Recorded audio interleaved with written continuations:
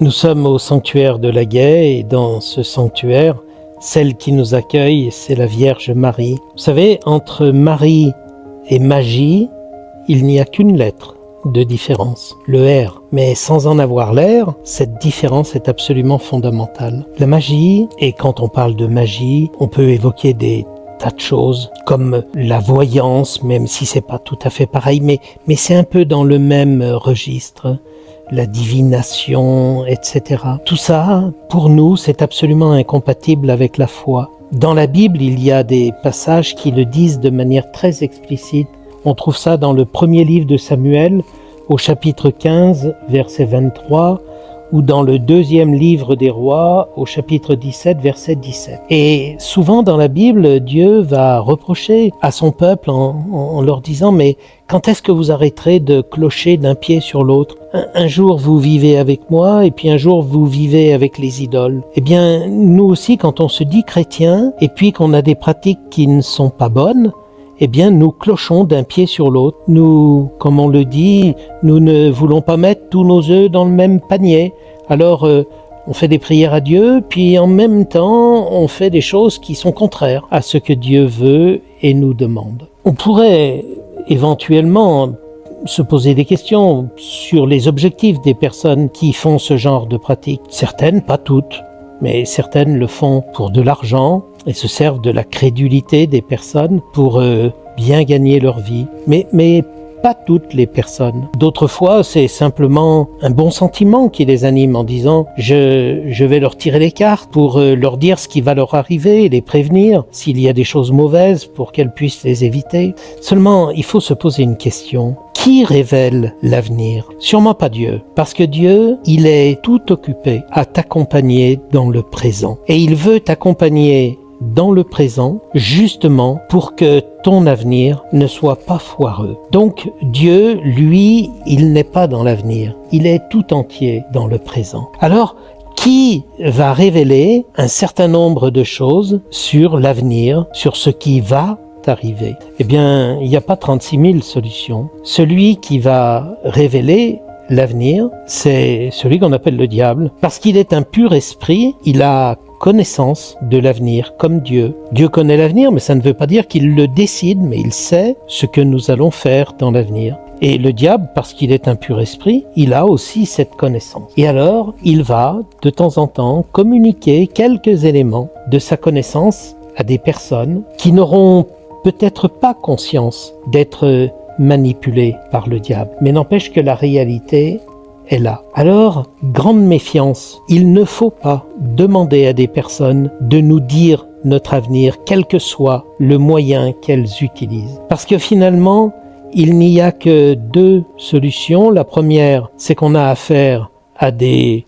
charlatans qui sont bien aguerris et qui vont être capables de dire des choses suffisamment vastes, larges, pour que ça puisse te concerner, et qui risquent de te demander de l'argent pour cela. Ou bien tu auras affaire à des personnes qui sont en connexion d'une manière ou d'une autre avec l'esprit du mal, et puisqu'elles sont en connexion avec cet esprit du mal, eh bien elles risquent de te contaminer. Le diable, il est malin, d'ailleurs on l'appelle comme cela, le malin. Il sait très bien que s'il veut attirer des personnes à lui dans son filet, il est obligé de les appâter. C'est un peu comme à la pêche. À la pêche, si tu lances ta ligne avec un hameçon qui n'a rien, eh bien aucun poisson sera stupide au point de mordre l'hameçon. Par contre, si à l'hameçon tu accroches quelque chose qui attire le poisson, alors il va mordre. Et quand il mord, il est mort. Eh bien figure-toi que c'est pareil avec le diable. Pour nous attirer, il met au bout de son hameçon des choses que nous aimons bien. Par exemple, connaître notre avenir, en tous les cas chez certaines personnes, c'est quelque chose qui les intéresse vraiment. Alors le diable, il va par l'intermédiaire de ces personnes qui vont tirer les cartes, qui vont regarder une boule, qui vont avoir des tas de techniques de divination, il va te faire connaître quelque chose de ton avenir. Alors toi, tu mords à l'hameçon en disant ça marche. Et puis ce que je connais va m'aider à vivre, je ferai attention. Et comme tu connais un petit peu, tu vas vouloir connaître beaucoup. Et pour connaître beaucoup, il va falloir que tu mordes encore un petit peu plus. Et puis plus tu vas mordre, et plus tu vas être comme quelqu'un de mort parce que tu es pris dans les filets du diable. J'ai parlé de la connaissance, mais il peut donner d'autres choses. Par exemple, le bien-être. Beaucoup de gens sont attirés par le bien-être. Et donc, ils vont aller voir des personnes qui, soi-disant, rétablissent l'énergie, qui vont magnétiser, radiesthéser, etc. Enfin, il y a 1000 techniques différentes. Et les gens disent, mais ça marche, ça me fait du bien. Oui, voilà, tu as commencé à mordre, ça me fait du bien. Donc après, tu vas aller voir quelqu'un qui pourrait te faire encore plus de bien. Mais plus la personne va être capable de te faire du bien, plus elle sera connectée sur celui qui lui donne le pouvoir de faire du bien pour appâter. Et toi, tu mords et tu es mort, peu à peu. En plus, il y a un autre problème, c'est que Dieu, lui, tout ce qu'il donne, c'est gratuit. Alors ça, c'est déjà un critère. Quand on va te demander beaucoup d'argent, eh bien, méfie-toi, habituellement, ça ne vient pas de Dieu. Et puis, il ne te fera pas payer à long terme les dons qu'il t'aura faits. Le diable, lui, il ne fait rien gratuitement. Tôt ou tard, il te présentera la facture. Souvent d'ailleurs tard, parce que s'il la présentait tout de suite, tu te méfierais, tu aurais compris que c'est lui qui est derrière tout ça. Alors pendant un certain temps, tout va bien, tu connais ton avenir, on t'a fait du bien avec des techniques de bien-être, d'énergie, etc. Et donc tu te dis c'est merveilleux, et éventuellement même tu peux tomber sur des personnes qui ne te font pas payer. Mais c'est pas pour ça que c'est bien. Tu peux tomber aussi sur des personnes qui prient avant de te faire une passe magnétique, etc. Mais ça ne change rien au problème. Et puis, quelques semaines, quelques mois, quelques années plus tard, tu vas te rendre compte que tu es sujet aux migraines de manière terrible alors que tu n'en avais jamais eu. Tu vas te rendre compte qu'il y a plein de problèmes. Tu as été licencié de ton travail, tu as des relations avec lesquelles tu ne peux plus continuer à vivre alors que jusque-là, tout le monde allait bien. Voilà, le diable a présenté la facture. Je voudrais aussi te parler justement dans le prolongement de cela, de ce qui peut être dévoyé dans un sanctuaire comme le nôtre. Parce que certains disent « Ah, la guêpe, c'est un puits d'énergie. Et moi, je viens au sanctuaire pour me recharger en énergie. » Non, la guêpe n'est pas un puits d'énergie.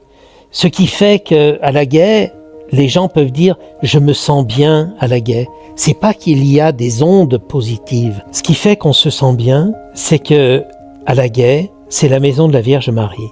C'est la maman. Tu vois, moi je me rappelle que ma maman est morte depuis 5 ans, mais j'aimais bien, quand j'étais fatigué, aller me reposer chez ma mère. Moi je suis quelqu'un qui travaille beaucoup et donc le matin je suis réveillé souvent assez tôt.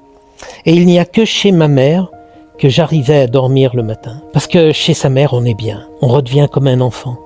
Et je crois que c'est pour ça qu'on est bien à la guêpe. C'est pas une question d'énergie, c'est une question d'amour. La Vierge Marie, elle ouvre largement son manteau, comme on le voit dans la très belle icône que nous avons au sanctuaire, pour que nous soyons à l'abri sous son manteau de protection. Donc forcément, on se sent bien, mais pas à cause d'ondes positives, d'énergie positive. Quand on parle d'énergie, c'est toujours difficile parce que, en fait, seuls ceux qui sont des initiés savent capter l'énergie. Non, Dieu ne se donne pas à des initiés. Dieu se donne à tous ceux qui ont envie de l'accueillir. Pour capter l'énergie, souvent, il faut commencer avec des baguettes pour repérer où il y a vraiment la source de l'énergie.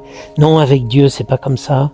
Avec Dieu, rien n'est compliqué. Il suffit que tu ouvres ton cœur avec l'immense désir d'être empli de son amour et l'amour du Seigneur va t'emplir. Et là, tu seras dans la paix, dans la joie et ce sera vraiment quelque chose de bon et de juste. Voilà, alors nous sommes mis devant un choix. Dieu nous dit dans la Bible, il faut que vous arrêtiez de clocher d'un pied sur l'autre. Vous pouvez pas venir me prier puis en même temps avoir des pratiques qui soient complètement à l'opposé. Il ne faut pas que d'un côté vous me demandiez des choses et que de l'autre côté vous demandiez des bienfaits au diable, qui lui ne sait pas en donner. Il nous appâte, mais c'est tout ce qu'il sait faire. Il faut arrêter de clocher d'un pied sur l'autre.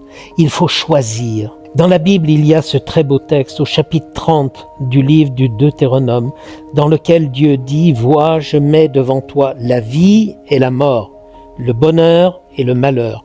choisis. Et il continue en disant, mais choisis la vie. Voilà, c'est l'appel que le Seigneur te lance aujourd'hui. Choisis la vie.